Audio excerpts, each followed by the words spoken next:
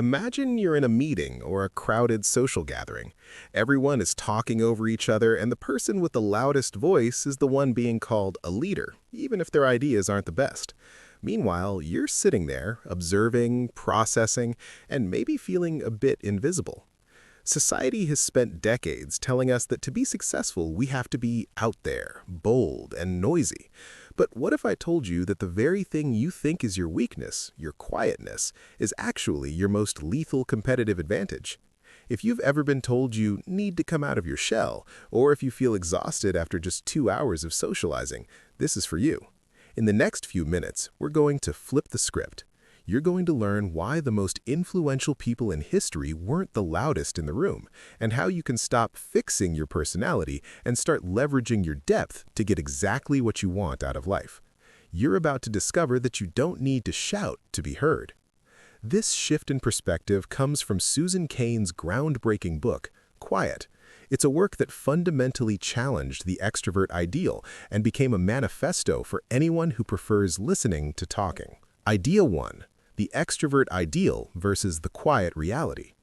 We live in a world that worships the extrovert ideal, the belief that the ideal self is gregarious, alpha, and comfortable in the spotlight. Think about how we design our offices with open plans, or how we grade students on class participation.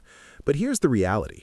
There is zero correlation between being a fast talker and having great ideas. In fact, research shows that many of the most creative breakthroughs happen when we are alone. Think about the last time you were pressured to speak up just for the sake of it. If you felt like you were wearing a mask, you aren't alone. The goal isn't to become a loud person. It's to recognize that your deliberate, thoughtful approach is just as valuable as someone else's charisma. Next time you're in a group, don't rush to speak. Wait until you have something of substance, and then say it with the confidence of someone who has actually thought it through. Idea 2. The biological thermostat.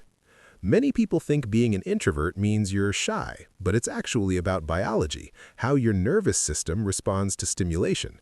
Introverts are like high-sensitivity radars. You feel the noise of the world more intensely. A crowded party isn't just a social event, it's a sensory overload. Imagine your energy like a battery. An extrovert charges that battery by being around people. You charge yours by being alone. To apply this, start scheduling what Susan calls restorative niches. If you have a big presentation or long wedding to attend, find 15 minutes to sit in a quiet corner or go for a walk alone.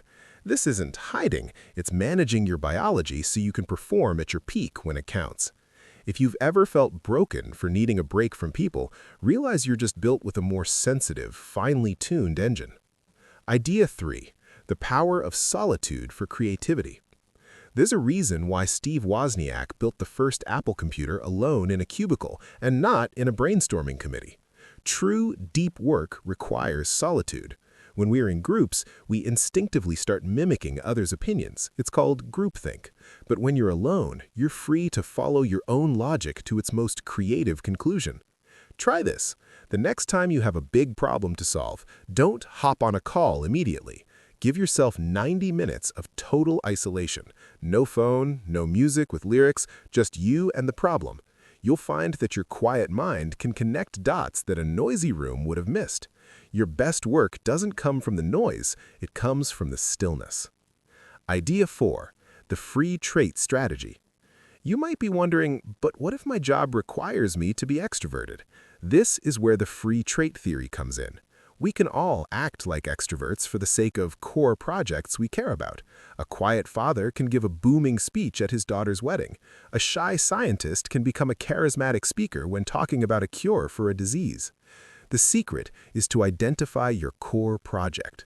What do you care about so much that you're willing to step out of your comfort zone for it? When you find that mission, you don't change who you are. You simply borrow extroverted traits to serve your purpose. But the key is to always have a path back to your quiet self to recover.